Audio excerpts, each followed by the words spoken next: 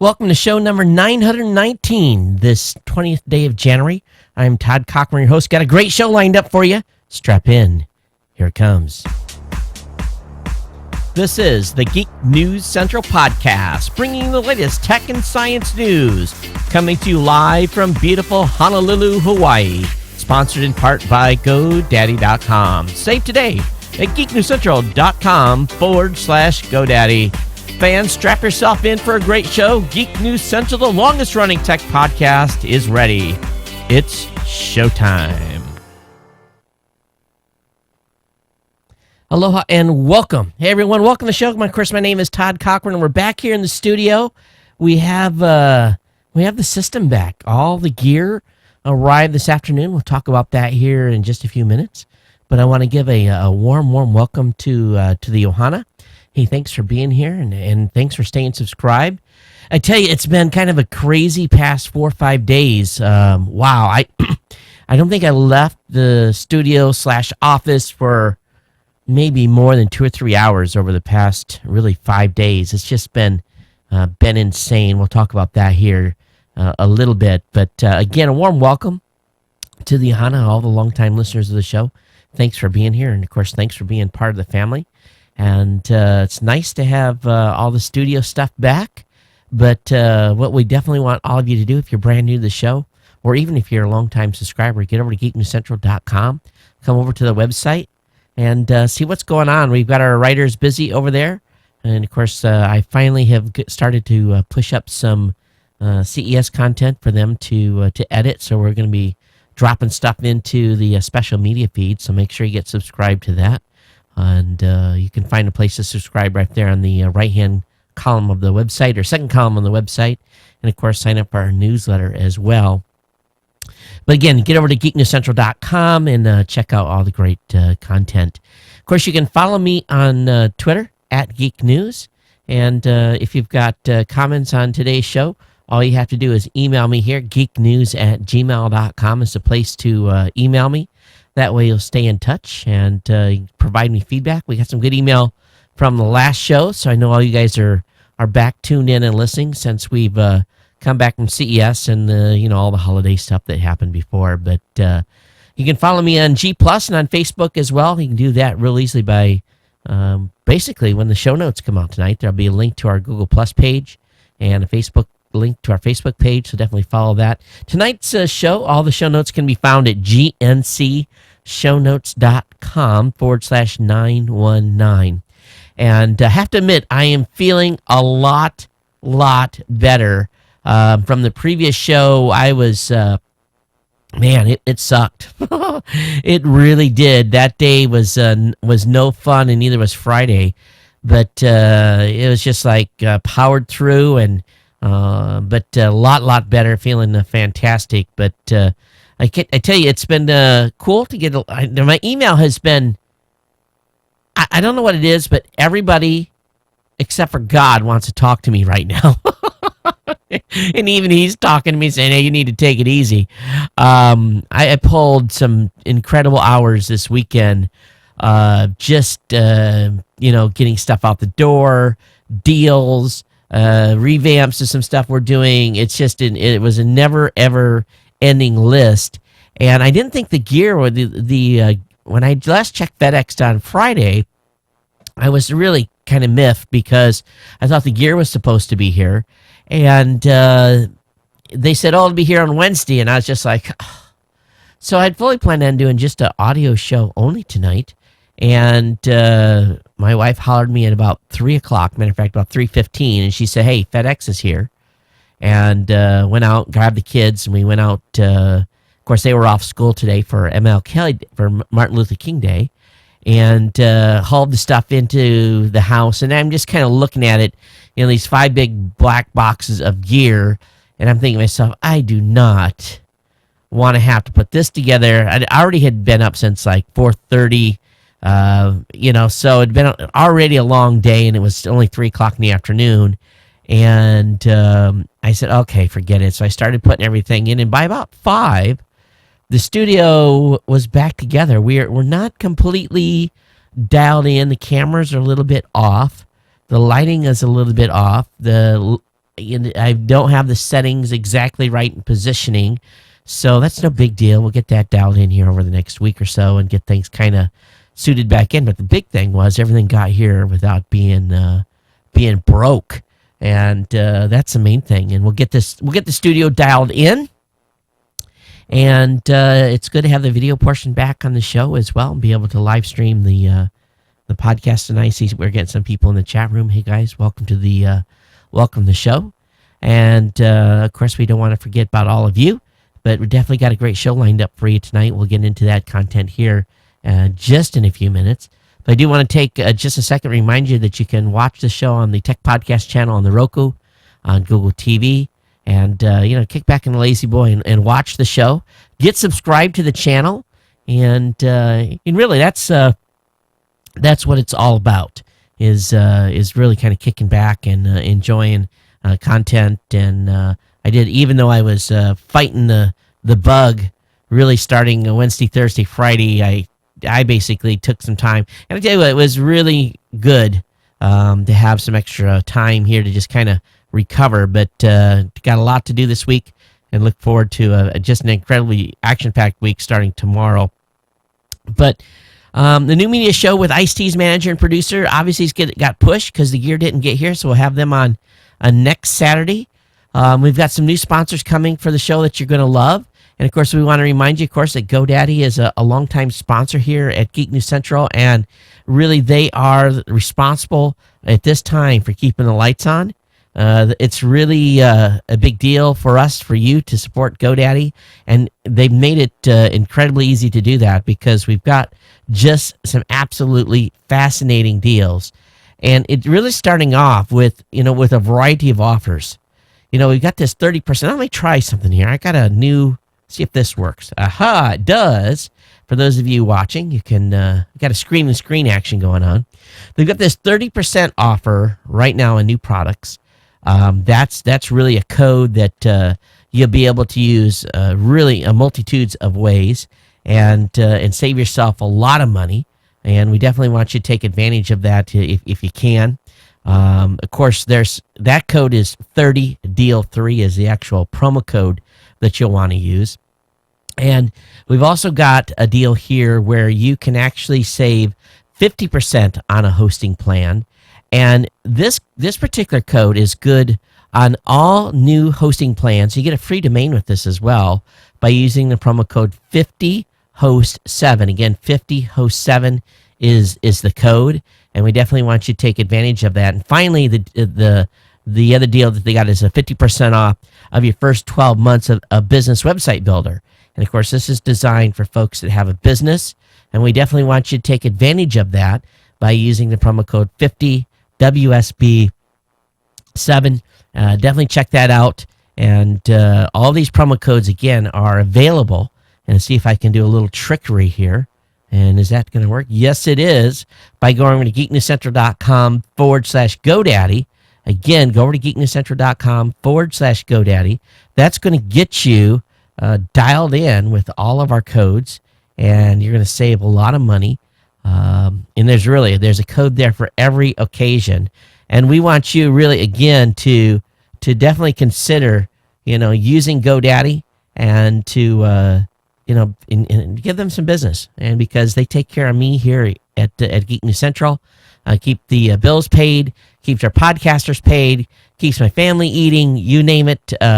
They are really responsible for that. So along with those of you that are insiders as well. So we'll talk about that in a few more minutes. But again, geeknewscentral.com/GoDaddy is all the promo codes that I have, and there's a ton of them there. And we really appreciate you guys patronizing GoDaddy. And of course, with their what they're doing with their new business model is really fantastic. And really taking care of the business owners, ladies, kind of a real change of pace over there. I think you guys have all seen that. So don't forget as well, we got a drop cam link on the website. We've got a Gazelle link. Definitely use those to your advantage. And basically pick up a drop cam, basically drop off an old tablet or iPad or whatever it may be with Gazelle and get some cash. So those links are up in the show notes for you to check out as well. So I'm kind of all thumbs tonight, as you guys may or may not see here. I'm working to making sure all the lower thirds and all that stuff is working. But let me go through my little list here and make sure I've covered all the basics before we get into the tech tonight, because I do have a stack. Geek News Central is going to be becoming a new. We're gonna make Geek News Central into a multi-user site, and so what we're going to be doing is we're going to be giving the Gadget Professor, the New Media Show, Robot Underpants, all the sites that are currently where we have everything kind of clustered under Geek News Central. They're all going to get their own domain, with Geek News Central still being the master site for really the feed of everything coming through. But we're going to have default landing pages, new templates. That work we're going to try to kick off this week. We're going to be putting it into a, I guess for a better word, an isolation pod. We're going to be running through all the tests, making sure it's ready, deciding on templates. Expect this to probably, I hope if Angelo is able to dedicate some time, a couple of weeks. We're actually, part of the reason we're doing this too, for those of you that are using our PowerPress plugin, we're making some updates to PowerPress, make it a little more even friendly to multi-user sites. And so, we always kind of lead the way and make ourselves, I guess for the better word, the guinea pigs. And this is something that's been needed to be happen for my website for a long time. And it's going to happen. And we'll be able to better support the shows at Geek News Central and also ramp up and bring more shows on. And really it's going to help a lot from an organization standpoint. So what I'm looking for is, if you've got a show and the show idea and you want to bring it to the family here at Geek News Central, drop me a line. And I've got some ideas and of some shows that we're looking for. Don Bain and I are going to be launching another show ourselves as well that I'm really excited about. So we'll be talking about that in the coming weeks. But definitely we're going to be making some big changes here at Geek News Central from a site design-wise. I'm really excited about it. Hope you guys are too. We'll see where this leads, and hopefully we won't screw things up too much. All right, let me finally get my wrapped up here in a stack of things. Yep, we've got that covered, Again, new sponsors are coming. You're going to love these new sponsors in more ways than one. I think that's it. I think that's all I've got in the stack. Again, this is show number 919, so you can go to gncsshownotes.com/919 to find basically all the links to everything I'm covering today, to include making sure that you get subscribed to the newsletter. That's really where the action is. That way you get it directly to your inbox via email. All right, so let me go ahead and close that. We'll save it so that it'll be updated for the next show. And we did have some emails today. We'll be covering those in the at the end of the show tonight. So let's see here if I can bring up the right. There we go, the right banner. And what I want to start off with is I do want to share something with you guys, and it's about the Podcast Awards. I had gotten some feedback. Okay, paste and go. There you go. I'd gotten some feedback, not all of it necessarily positive, and basically folks wanted to change the Podcast Awards from the People's Choice to the Podcaster's Choice. They wanted to have the listeners do the nomination, but then the podcasters select the winners. And it rubbed me wrong, because I didn't just feel that was a good idea, because everyone always has agendas, right? Everyone has an agenda when it comes to who their favorite shows are. And can a podcaster, quite frankly, can they be the ones that will actually be able to select a show? And can you get enough podcasters together to vote? I really didn't like the idea. So I really laid out what it took to do the Podcast Awards this past year. And if you get a chance, I hope you'll go through it and read the post and let me know what you think as a listener. I think that, you guys are heavily involved here. We have a large number of you that help out each year. You're my go-to folks for, doing the grading. And love to hear you guys' thoughts basically on my post. And just drop me a line here at geeknews at gmail.com. And I appreciate any feedback you may give me. All right, getting into the tech side, HP today has brought back Windows 7 by popular demand. People really want HP to buy Windows 8, but people don't want to buy Windows 8, so they are still want Windows 7. So HP's been emailing customers over the weekend saying that Windows 7 is back. And a new promotion designed to entice people to select a Windows 7 over Windows 8 with $150 of saving has launched on HP's website. And it's basically got this back by popular demand slogan on the website. And I thought that was pretty incredible. In fact, if you browse HP's home section, navigate to desktop PCs, you'll only be presented with Windows 7 machines by default and no Windows 8 by default. So something's telling me that there is trouble, and that trouble definitely is not something that Microsoft probably wants to see right now, and probably the reason for the rush to get to Windows 9. So time will tell on how this works out, but definitely one of those situations where HP has basically said, "Hey." Windows 8 sucks. No one wants it, so why not go with Windows 7? Hey, the next article I want to talk about here a little bit is about the rock. The rock that was basically showed up in front of the Mars rover. Now, a mystery rock has basically appeared. It is basically on Sol 3528. It wasn't there. And then on Sol 3540, it was. And Mars being full of surprises, somehow this rock appeared. Now, NASA is basically saying that they probably, it was like a twiddly link type of thing where maybe the rover tire was right on the edge and popped it and made the rock jump and land in this position. But I will tell you, I'm looking at the rocks around it. They don't look disturbed. It doesn't look like this thing slid in. They haven't found no evidence yet of it bounced in. So this is pretty curious. Now, of course, if the Martians really wanted to mess with us, they would have just set that there in front of them. But people are speculating how this happened. But anyway, very, very cool that this has happened.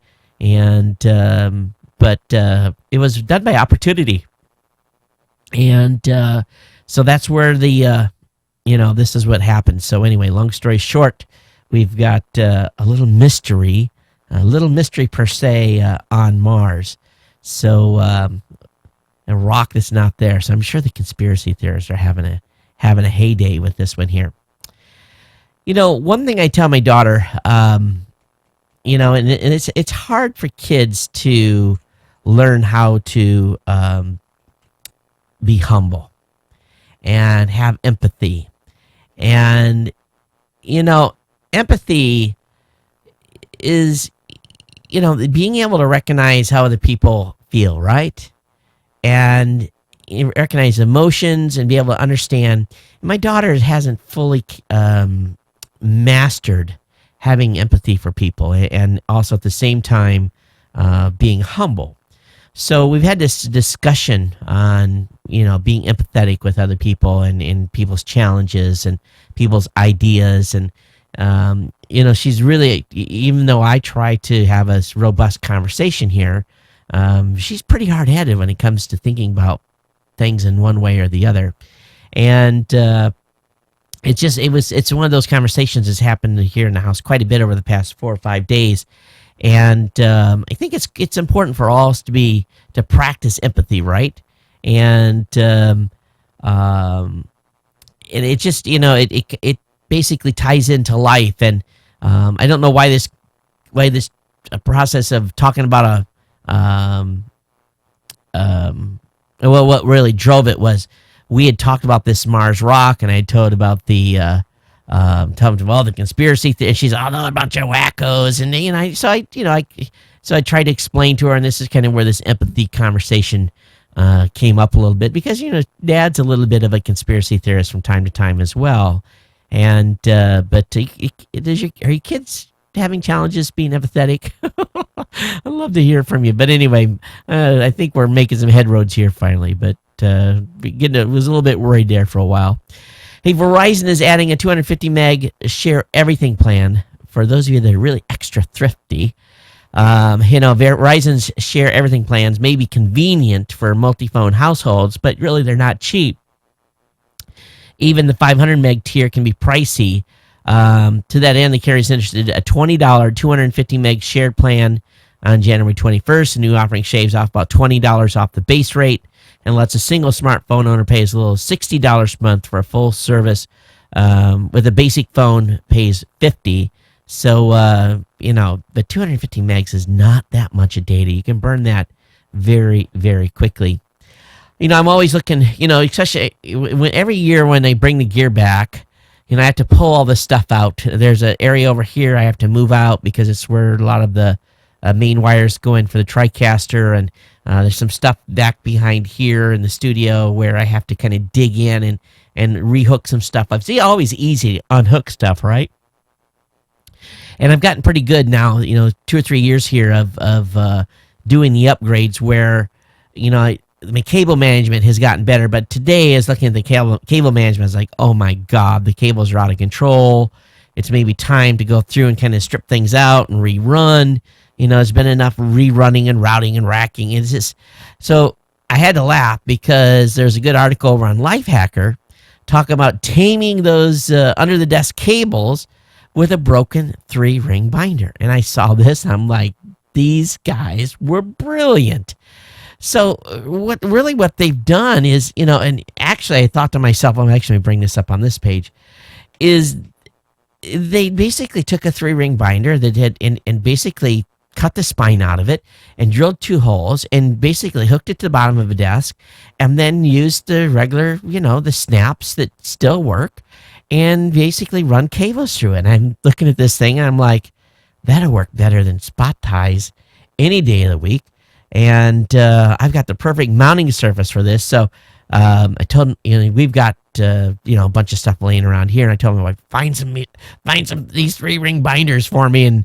And she said, how many you need? I told her I need 10, and I get this look like, what are you going to do? Well, what it is you have to run power separately.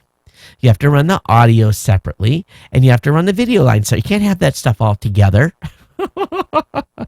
And so we'll see. I'll let you know how it goes with using broken 3-ring binders. I may have to go and buy some and break some, but anything that holds it steady and looks better than spot tie or zip ties is good. But if you've got it under the desk cable carnage, definitely consider a broken 3-ring binder mounted upside down under the table to take care of it.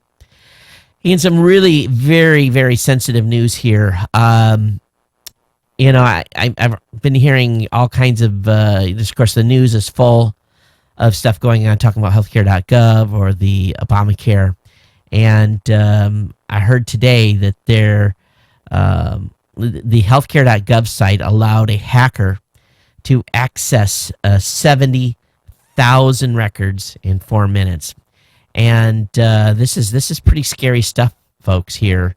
And there's been, Kevin Mitnick was discussing the security of healthcare.gov. I don't have LifeLock as a sponsor here, so I really don't want to talk too much about them, but I will say that I use LifeLock. I pay for their most expensive plan.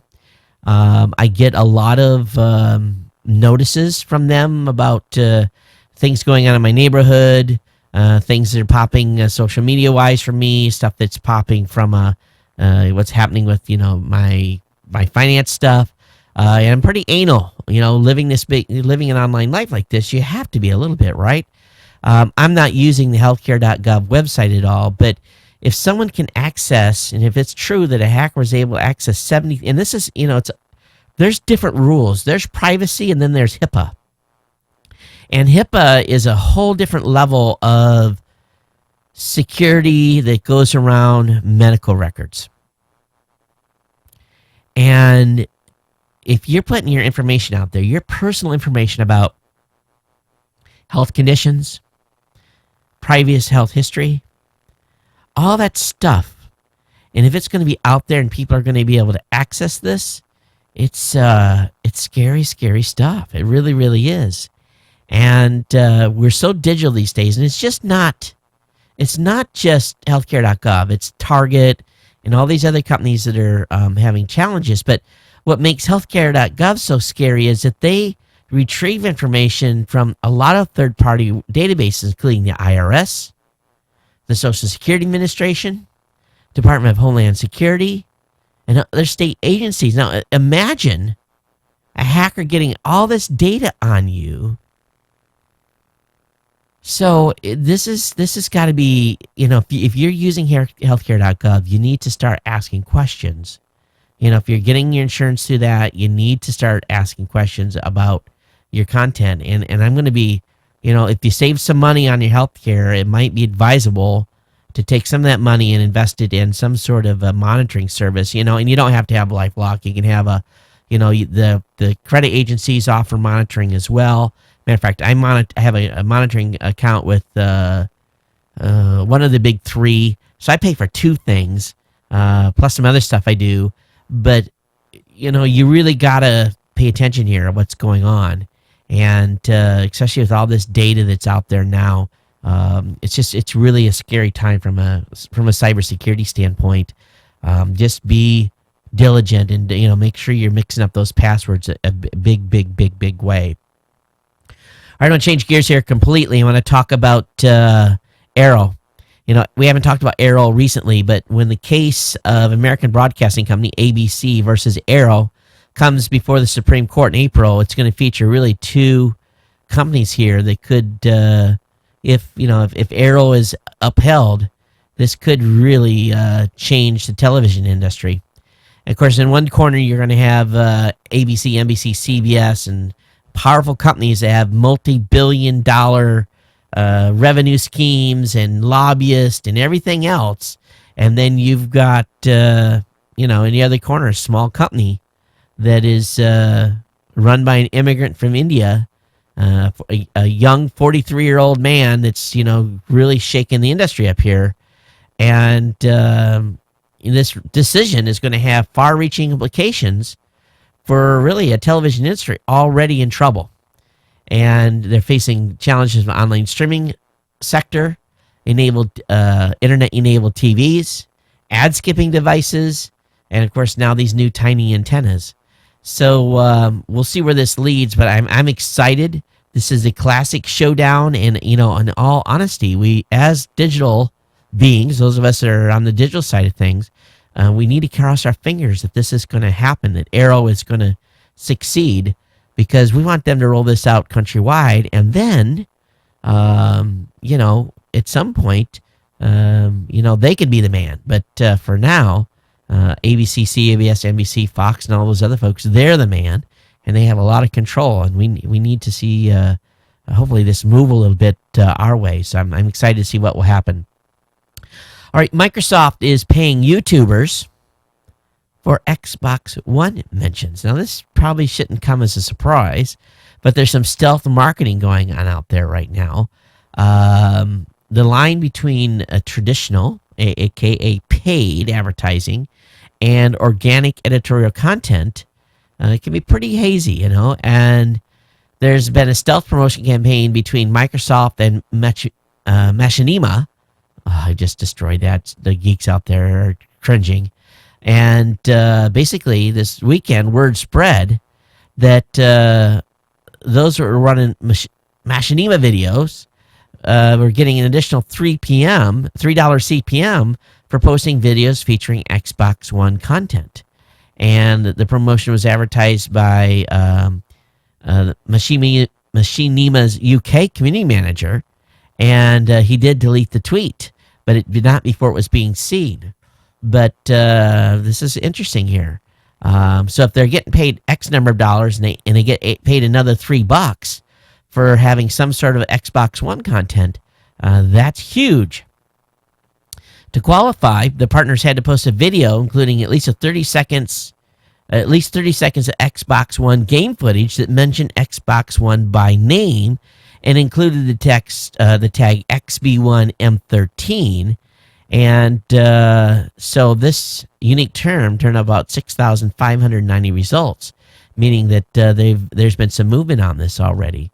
And so they're paying, Microsoft's trying to promote and push Xbox One kind of quietly, which is kind of an interesting move. Hey, NASA, we're coming out of, obviously we came out of Iraq, and there was a lot of gear that came home out of Iraq that probably doesn't have a use for right now that the taxpayers paid for. So NASA astronauts' escape plan is going to be using hand-me-down Army trucks. And they didn't get just some Army truck. They got a mine-resistant ambush protection vehicle, MRAP. Now, these MRAPs, basically, they are designed to be used in these IUD hunter-killer missions. And the guys inside are much more protected than they would be out of just a standard Humvee. These things can really take a major hit. They're not indestructible, but I will say that your survival percentage is probably a lot higher being one of these vehicles than being in something else. But anyway, they've scored a few of these, and they're going to be using these now as part of their emergency escape plan. So if they're on the launch pad and something goes south and they can actually make it out before things go boom, they'll be in one of these heading outbound. The European Space Agency is pretty excited. They were nervous for about 8 hours. The Rosetta satellite team has basically almost broke out the champagne as their comet-chasing craft woke up from a 3-year nap about 8 hours late. And so people were a little bit worried. We don't know why Rosetta overslept. Maybe it just took the computer a little longer to get warmed up, and who knows what's going on. It's out there in deep space. But we know that Rosetta's been in hibernation mode for the last 3 years on its 10-year mission, and it's working to match velocity with Comet 67P, which is a sooty ball of ice and rock diving into our solar system at 700 kilometers per hour, or excuse me, at over 700 kilometers from Earth at this point. But they got a lot to do, but Rosetta is awake, and they're warming up their systems and moving forward here to get the spacecraft ready for its rendezvous. You knew it was going to happen. There's now a Google Glass app, how should we say it, for adult activities. And it does as what you would expect, records videos and some other things. So I have a link up in the show notes for that. I'm not surprised that is the case. I don't know how well that's going to make it through. I'm sure it's going to be one of those rogue apps. My Google Glass is on the way to Google right now to get the replacement. I was able to ship those on a Saturday. So hopefully by the end of the week here, we'll have a new pair of Google Glass. My replacement ones will be here. So we'll keep our fingers crossed on that. Hey, Netflix seen a rise in subscribers. HBO and Showtime have been shrinking. So this is an interesting move here. A new survey finds that U.S. households subscribing to premium cable channels dropped 6 percentage points over 18 months, while Netflix and other video-on-demand services grew 4 points. So Netflix is obviously putting a dent in premium cable subscriptions, and this new study suggests that a growing number of consumers are basically opting to pay for standalone internet video instead of subscribing to HBO. Now, I like HBO, and I like some of the programming on Showtime. I would really love to be able to pay for those two a la carte and then just about cancel almost. I want the Discovery Channel. I want the one where they got Gold Rush and Klondike. I want certain channels, but I don't want everything.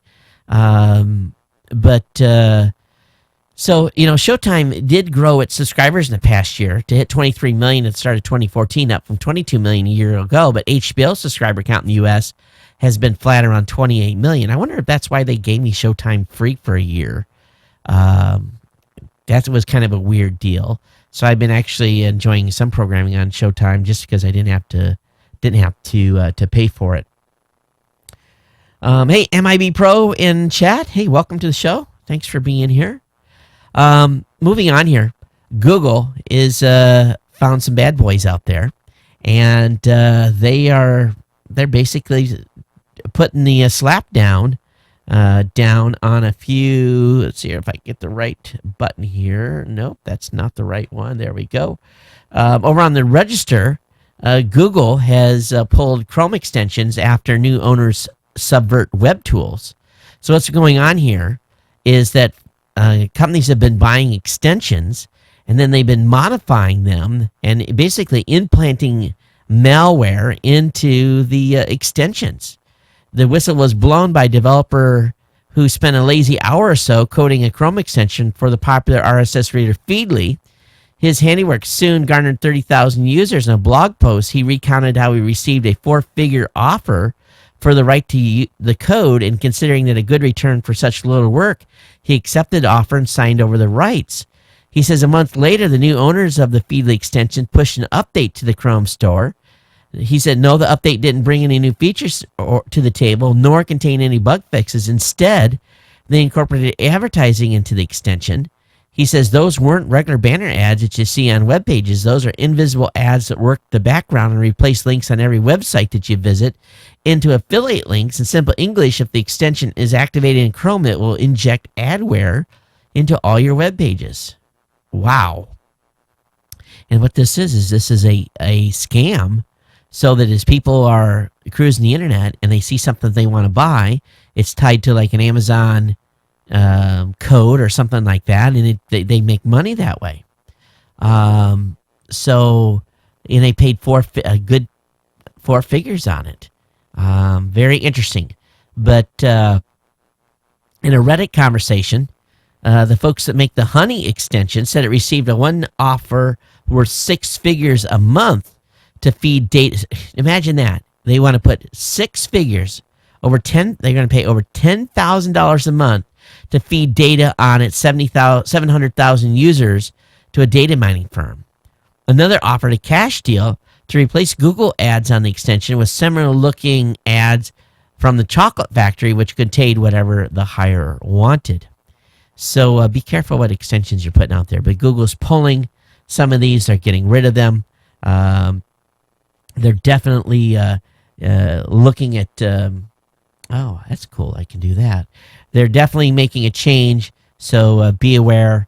And if your favorite extension disappeared, it may be because it was filled with something nasty. Hey, when we were at CES, one of the companies that we interviewed had actually sent me a care package. And I talked about it during the interview, so full disclosure here that they did provide me product before the show. But one of the companies that, even though they sent me product that I was pretty impressed with was a company called Ventev. And Ventev, battery packs and are basically a dime a dozen, really. There's a lot of companies that make battery packs. But the thing that I thought that was kind of cool was they have a couple of chargers that are designed to go in your cigarette lighter. Well, okay, so that's maybe not a super big deal, but what it was that they had a 900 milliamp plug that would go into a cigarette lighter that will also charge. They had one USB port on it that was rated at 2.1 amps, and then another port rated at 1 amp. So you could charge two devices at once. And then when you got done, you pull the plug and you take the device with you, and you have a little mini 900 milliamp hour battery to basically be supplement. So it's kind of a 2-in-1 deal, and it was small enough to fit in my pocket. And so I was doing everything I could at CES to really lighten the load. And every night we were going in the car, we were coming back and forth. So I carried that Power Dash R900 with me the entire time, and it had enough juice that I was able to keep my phone charged, even though we were heavily using them, just that little bit, and then stick it in the cigarette lighter in between transit times, charged it enough to keep me in power without lugging a brick around all week. So it worked out really, really good. So I just wanted to share my experience with the folks over at Ventev.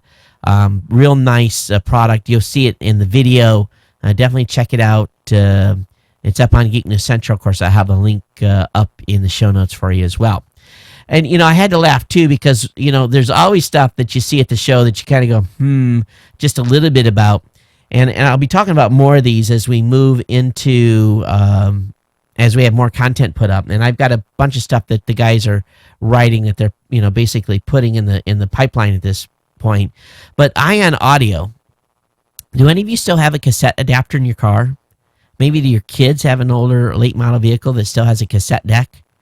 Well, apparently there's like an incredible number of cars are still running around that have cassette decks in them. And they've got a Bluetooth adapter that is pretty incredible. And, we've had those cassette adapters before that were, that we all had in the early days when we were transitioning to CDs in the vehicles. But this one here is, it'll play your music, allow you hands-free calls through your car's audio system. So that was pretty cool. So it's not just a playback device, it's also a hands-free device. Those are going to be available for retail for $39 in short order, but sometime this spring. But I wanted to share that with you, just another kind of little cool product that we saw at CES. And again, I'll be talking about these types of companies during the shows in the coming weeks as these videos are published as well. Hey, a man was accosted by the FBI for wearing Google Glass in a movie theater. Now, what was different here was this guy had the prescription glasses for Google Glass, and he was able to basically prove that he really wasn't recording anything. But the FBI pulled him out of his seat, detained him for 3 hours, and really determined at that point that he really wasn't recording with Google Glass. Now, people need to realize you get out 45 minutes of video on Google Glass. That's about it. You can see when things, the little screen lights up. You can see when someone's recording or taking a picture. So definitely, the situation with Google Glass here is that probably more and more of us are going to be harassed. But this guy couldn't see when they took his Google Glass away because he had his prescription glasses on board. So just another thing that is another challenge that we'll continue to face for folks that are using Google Glass. I've been talking about this for a long, long, long time, and this is something that I knew was going to come to a head. And Matt Cutts, he always is he works at Google, and he's talking about Google SEO, and he says, okay, I'm calling it. If you're using guest blogging as a way to gain links in 2014, you should probably stop. Why? Because over time, it's becoming more and more spammy practice. And if you're doing a lot of guest blogging, then you're hanging out with a really bad company.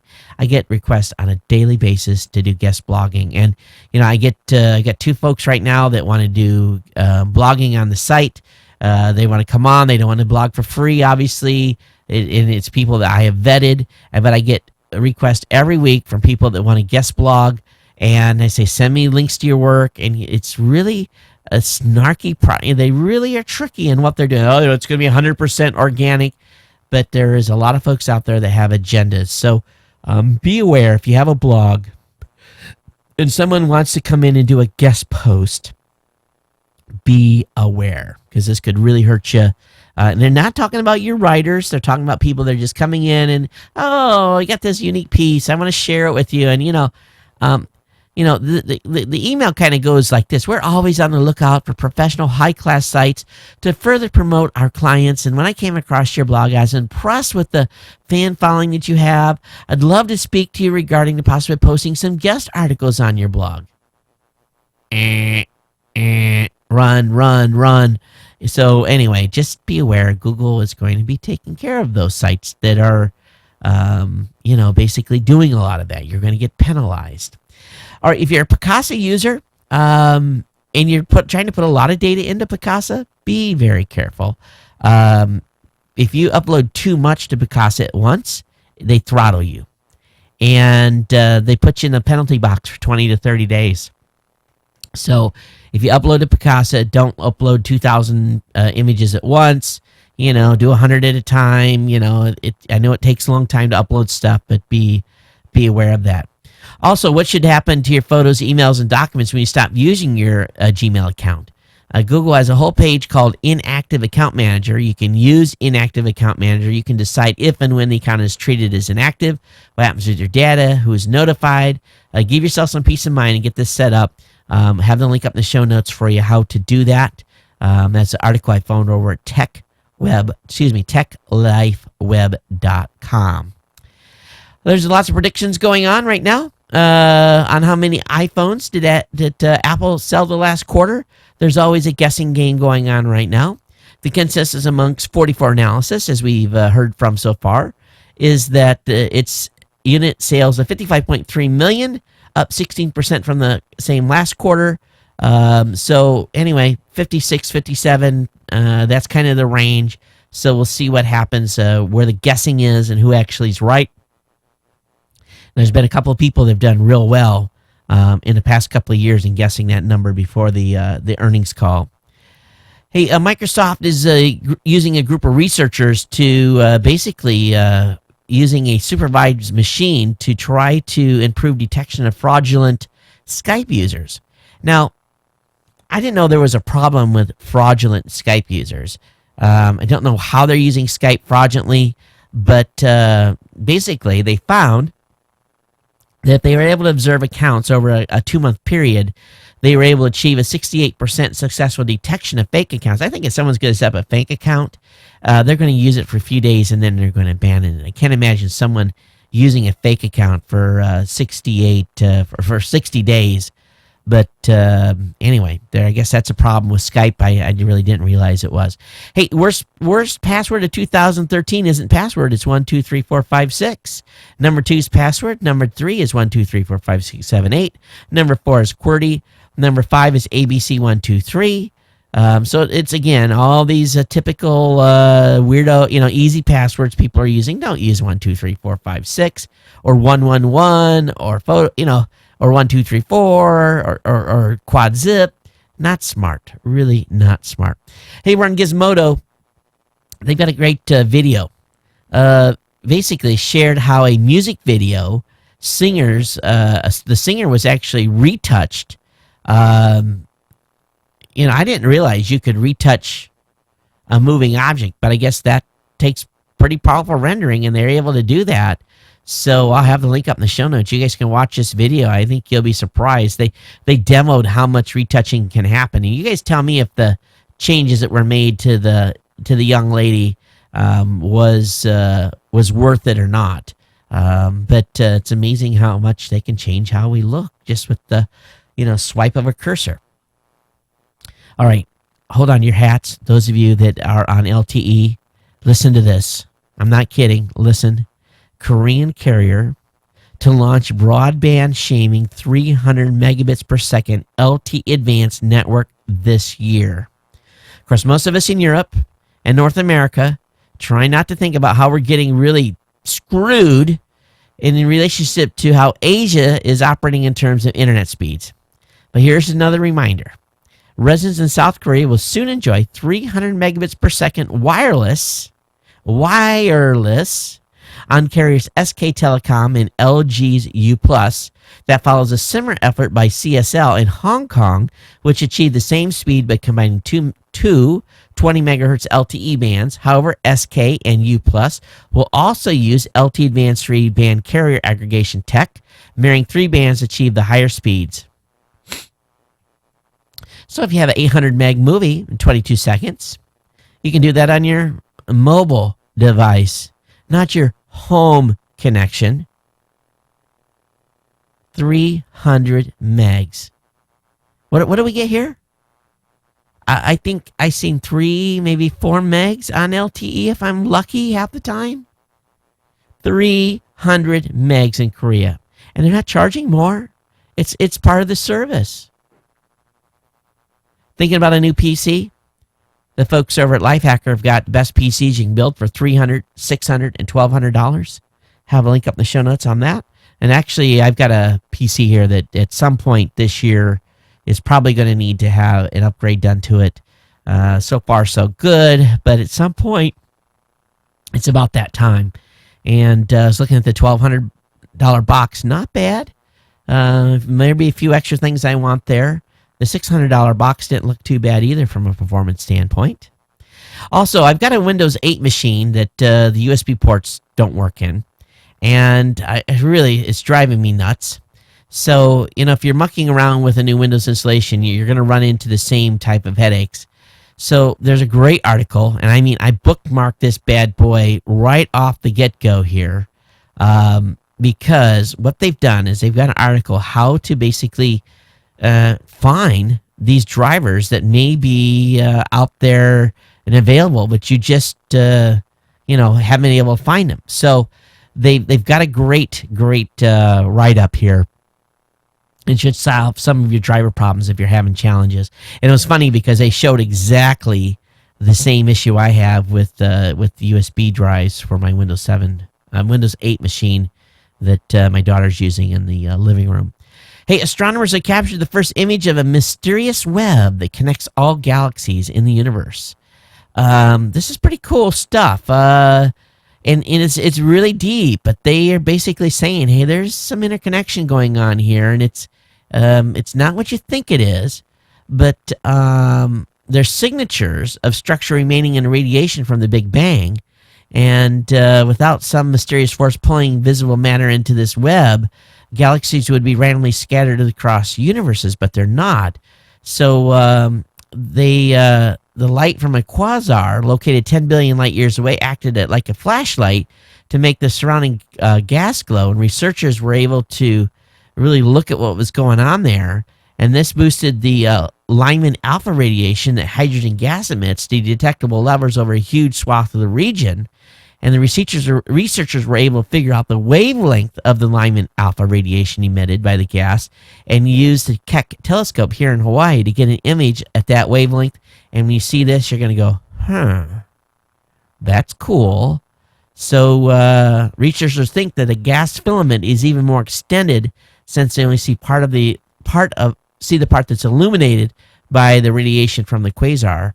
So it's pretty insightful to the structure of our universe, and maybe we're just not out there, maybe we are interconnected, and maybe this is going to lead to something else. Who knows? A lot of discussion going on why we still haven't got a new CEO over at Microsoft, and there's some basically rumors going on that finding a new CEO might be proving challenging because of old Mr. Bill Gates. Many potential CEO candidates are worried about whether they'll really have a free hand to run the company with the founder and chairman lurking in the background. And they're saying that Gates is more likely to remain visible depending on the new leader, as well as more active within the company. So maybe they don't want to be, maybe it's one of those situations where they don't want to be hamstrung. But, I think having Bill around would be an upside for me. I think, it'd be one of those guys that could give you as long as you still run the company, and if he was there to advise, I can't see where the trouble is. iPhone 6 said to be unveiled in June in 2 large screen sizes. Of course, this is the rumor mill that always starts kicking up. And the rumor mill again on these on Apple's newest smartphones and supposed iWatch is saying that there could be some bigger displays, and I don't know why not, because if there isn't, I'm going to a different phone. I'm going to a Droid. I'll go to a Samsung device that's got a bigger screen.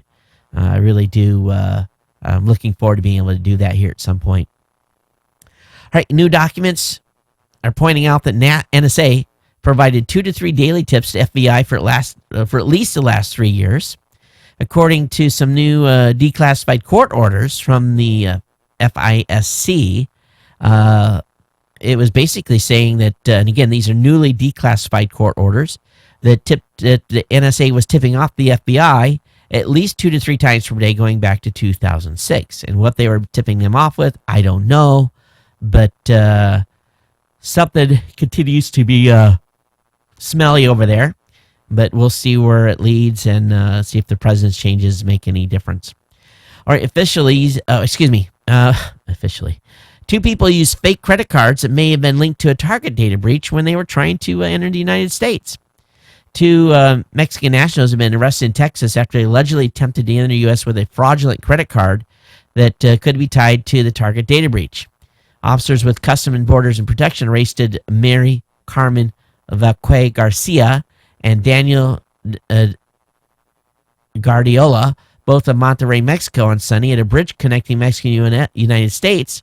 They basically found two credit cards that was on them that they were stolen. So they ran them, and bada bing, bada boom, they were apprehended. And I don't know if they were trying to enter the country illegally or if they had illegal visas, but needless to say, they end up in the pokey. Last thing tonight in the stories, Netflix has gone live on cable boxes in Sweden, and of course they want to do the same in the United States. So this is incredible. Netflix has got an actual channel in Sweden. That's pretty cool. Right on the cable box that the cable providers provide. Very, very, very smart. Okay, let me go ahead and switch to email tonight. Let me look where we're at on time. Yeah, we're doing fine on time. Hey, I want to remind you guys that GoDaddy is taking care of us here, and we want you to consider using GoDaddy for all your domain names and hosting needs. They got virtual dedicated servers over there. Definitely check them out at geeknesscentral.com/GoDaddy. And as well, we want to thank all of our insiders. Thank you so much for supporting the show. It is really fantastic that you do that and help us out. And you can become an insider for 6.7 cents a day by going over to geeknesscentral.com/insider and contributing $2 a month to us. We definitely would appreciate the 5s, 10s, 15s, 20s, and 25s. It's greatly appreciated when you're supporting the show at that level. And we thank you so much when you do. All right. Let me look at the date here. Let me look at the last date of the last show. It was on the 16th. So I got that from there down. Okay, got an email from Jeff. He says, it's not right time for Tizen. All right, let me load this up. It's an article on Engadget. A Japanese carrier says it's not the right time for Tizen OS smartphones, delays launch plans. Tizen is trying to make all the right moves when it comes to getting its Tizen mobile OS off the ground into people's hands. And so they've canceled launching this particular version. I'm not really up to speed on what's going on with that, but Jeff, thanks for the link. It's definitely appreciated. I got another email from Jeff. He says, "Hey Todd, it was revealed today. We reported about this already. So this is one that we've covered, talking about the Starbucks app, and we know that the app was storing usernames and passwords in unencrypted plain text.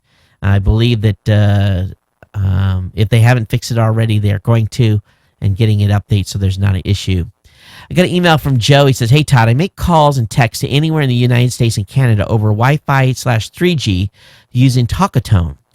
He says, go over to Talkatone, TalkAtone.com. He says, it's free, doesn't use my cell minutes, available for iPhone, iPod Touch, and iPad. Call me when you get it, sent from my iPhone. Joe, I need to know what your number is, but Talkatone.com. Thanks for that, Joe. Thanks for that tip. Got an email from one of our lady listeners of the show. She says, Nancy says, "Todd, I learned so much from your podcast. Some of it's not related very much to technology. I just got a blog started for people who aren't familiar with technology, and I've been very concerned about making sure that any artwork I include complies with the law. I generally use Flickr, the Commons area where photographers have made their work available under the variations of the Creative Commons license. But for a recent post about Evernote, I wanted to know if it would be acceptable to include their icon. Well, as always, the internet came to my rescue and took me to Columbia University's Copyright Advisory Office. There I found a fair use checklist, which is available as a PDF and can be found, and she provided me the link. As it turns out, and I'll provide this to you guys in the show notes, as it turns out, most of what you and I would want to do with a piece of work is fair use, and our use of it is protected. That won't stop an automated system from sending out a notice, and they may initiate action, but they can't win as the law stands now. I certainly don't want to deprive anyone of revenue, but reporting on a product or work doesn't in and of itself do that, and including a short blurb about a piece, and including a short blurb of a piece about a about that piece constitutes fair use. Our center not wanting to make waves, but if we don't stand up lawyer bots, we won't be able to put two words together without someone screaming infringement. Shameless plug for my blog. It's grownuptech.com. She says, I first started listening to podcasts before show 500. I just got an iPod Touch to use on the job. And you and Mike Smith over at Mike Smith shows were the first two podcasts I listened to. Now I follow 27 podcasts and I always dread hearing about a new one that sounds interesting. Thanks for all your work on it. And thanks, Nancy, for that. The fair use thing, I'm a big fair use proponent. And the challenge I have, the only place I run into fair use issues is when I try to play a video in this show. And of course, when I publish that video on my own website, I don't get infringement notices. But when I put it up on YouTube, that's where I usually get whacked. And you get too many of those, and they cut you off. So I'm trying not to get cut off of YouTube. But I agree with you with the use of images, and you'll see a lot of that on Geek News Central over the coming weeks. But this fair use checklist is pretty smart, and probably for someone that's starting out blogging for the first time is something you should follow. I use some commercial photographer repositories. You'll see it on the bottom of the website from time to time. I buy photos and basically use them in my articles. That's one way we get album art or art for the system as well. I got an email from Tim. He says, it's a fact. PC sales have been down to Windows 8. Look what HP is about to do. And he talks about the Windows 7 back by popular demand. Thanks, Tim, for that. I definitely appreciate your providing me that link as well, as I'd found that tonight when I was doing show prep. Hey, it's been fun bringing the show to you tonight. Really kind of back in the swing of things here from, having all the gear back. And hope that we took care of all of you that are listening, as well as you that are watching. If I neglect those of you that are listening, I want you to tell me about it. And trying to make sure that we maintain the theater of the mind here, so that as stuff comes in that I need to describe, I describe it for all of you that are listening. So I know not everyone watches the show, but definitely check out the special media feed. You're going to want to be subscribed to that. It's in iTunes. It's basically available on the website as well. Lots of content going to be shoveled into that thing here over the next couple of weeks.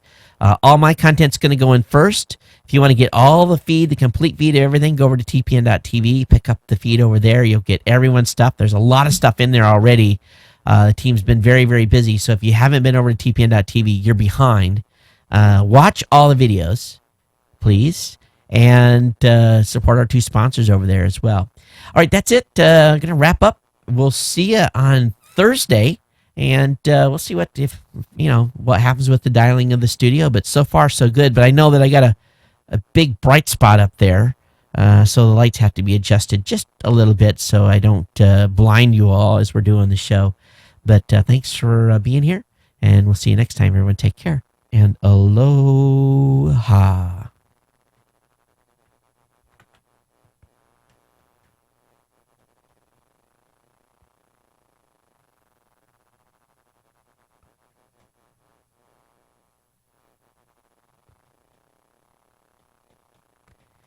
Every time I try to stop YouTube, it says, you've been logged out. You need to refresh. So I want to go in as Geek News Central. You have to refresh before I can stop. Okay, YouTube. See you later.